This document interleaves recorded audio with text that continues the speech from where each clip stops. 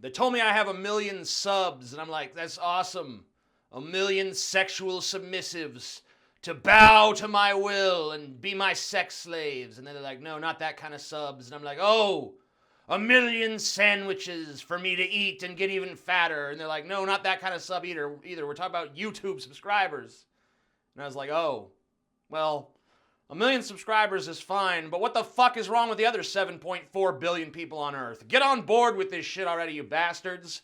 My original plan, you're fucking it up, because it was 1, become a huge star on YouTube, 2, get the entire world watching and trembling before the might of my obviously superior intellect, and 3, become crowned God Emperor of the planet Earth, and thus begins 10,000 years of peace and progress, an era of compassion and rationality, a glowing utopian society where war, poverty, disease, and bigotry are all things of the past.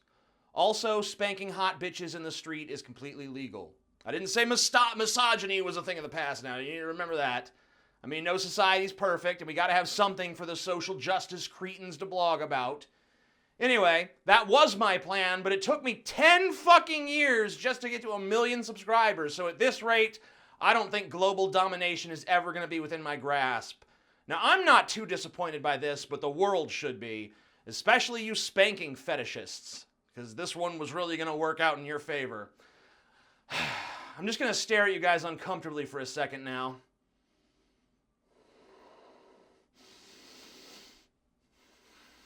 You know, when I was 16 years old, I dropped out of high school. I was getting straight Fs. There wasn't a single class that I was passing. I didn't do homework, I didn't do schoolwork, but rather I just doodled on the papers they handed out, or I filled out just total nonsense answers. At the time, I didn't really realize it fully, but what I was really doing was a form of nonviolent resistance and conscientious objection. See, when I was 14, I went to a school in Washington State, and my grades were good. I was even in some honors classes, which were actually hard to get into at the time.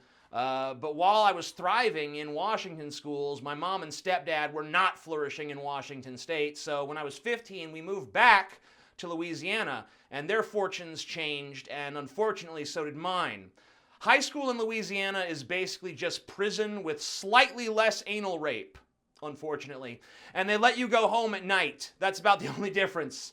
The first thing the school ever made me do was cut my hair. It was pretty much just as long as it is now, and then made me chop it down to the point where it didn't touch my ears.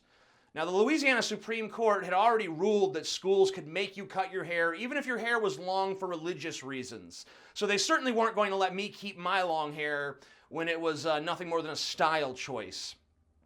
I think it's kind of important to understand about me that I have a pathological aversion to authority, and nothing makes me more angry than a rule that makes no fucking sense. No chocolate ice cream on Tuesdays. Only women over 5'9" are allowed to give blowjobs. If you wear red shoes, you gotta wear blue socks. Stupid shit like that. And our society is really full of those kinds of rules if you really look around for them. There's absolutely no reason why I shouldn't be able to wear my hair whatever length I choose. Maybe it seems stupid to some of you, but to me, when I as a teenager was asked to cut it, I was fucking outraged.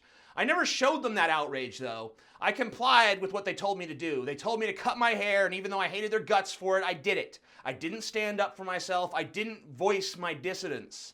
But when I was sitting in the barber's chair, and I was looking at myself in the mirror with my shorter hair that wasn't allowed to touch my ears, because you know if hair touches your ears, the Louisiana school system crumbles to the fucking ground. I felt an overwhelming sense of disgust with myself. I'd allowed an arbitrary rule to control me. I'd given up hair that took years to grow out, not because I was sick of it and wanted to change, but because I was afraid to stand up for myself. I was daunted by the establishment. I never complied with anything they told me to do ever again. I didn't do assignments of any kind. I refused to put forth any effort or listen to a single word any of them had to say, because it was already my plan to drop out and get my GED as soon as I turned 16. Get a good score on the ACT, go to junior college, go to college, follow that path. It's kind of an aside, but I didn't get very far in that path either. I got a good score on the ACT and colleges started offering me acceptance, but I had no interest in going to college. I had no interest in returning to school. So anyway, the day I dropped out of high school was an interesting day because my mom, in an effort to prevent me from dropping out, arranged for a meeting between me and all my teachers. In that meeting, it essentially became all of my teachers versus me. I remember them asking me what I want to be in life. I told them I want to be a rock star or an author, and they laughed in my face and told me to be serious. And that was fine. I was used to ignoring everything they said to me anyway, so this was no different. So when they asked me again what I really wanted to be, I said loudly and more clearly that I wanted to be a rock star or an author. I didn't break eye contact. I didn't let them intimidate me. Finally, the biggest asshole teacher I had, a guy named Mr. Taylor, he had enough of my condescending little 16-year-old, I've read Nietzsche, so I'm the smartest person in the universe self. He slams his hands down on the table with a massive fucking boom that just made everyone in the room jump. And he goes on this angry fucking tirade about how he's not going to waste any more time in this meeting. And the one thing that he said that I actually gave enough of a shit about to remember was, one day my tax dollars will be paying for your trailer. Well, it's been 15 years since that day, Mr. Taylor. I make several times as much money in a year than you do, and I did it by totally rejecting your values, not listening to a single fucking thing you had to say, and living as I see fit. And it doesn't take 1 million subscribers to make a living on YouTube. I've been doing it since 2006. Well, I've been doing it recreationally since 2006. I've been doing it for a living since 2008. In 2008, me and my brother Scotty had a small bedroom with rock-hard bunks at my mom's tiny fucking house, and we had a $200 a month office. Even once YouTube started making money, there were times when me and Scotty had not a cent to our name, and we were waiting for our next YouTube check so we could buy food to eat. But those days are years behind me. I have 1 million subscribers on YouTube. I have 10 years of making videos under my belt. I've seen channels rise staggeringly above mine and then collapse into nothingness. And I'm grateful that I remain. I'm grateful that when I go to DP meetups, I meet fans who have followed me since 2008, 2007, even ones that claim they've watched me since 2006. That's wild to me to think that for some of you, this has been a 10-year journey with me. For 10 years, I've been part of your lives, and yet I may never meet you.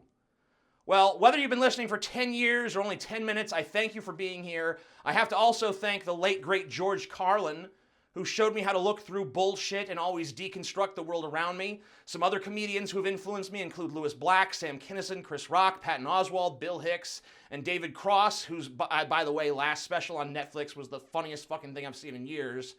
I also want to thank Marilyn Manson for encouraging me to be myself, even though I'm strange. Manson taught me the value of not fitting in, but rather forging your own path ahead. And his art in every medium that he's ever tackled has been inspiring to me as well. I want to thank my brother Scotty, who's always been the unseen half of this channel.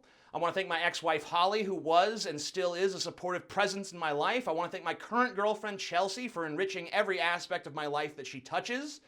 I want to thank my Drunken Peasants co-host Ben for all the hard work he does on that show. I want to thank Paul, who I know struggles through a lot of bullshit on a daily basis and still manages to deliver and be the funniest person I've ever met and one of the most insightful.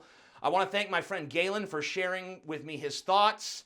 I want to thank my mom, who has never made pointless rules but still enforced sensible ones, and who always encouraged me to embrace my quirky side. I want to thank my dad, from whom I got my bluntness and my arrogance. I'm sure there's many more people I should thank, but I don't want to keep you guys here all day. I'll end by saying that there's a lot of other great channels out there that deserve a shout out, and many of them I already shouted out in my video, Questions White Men Have for SJWs.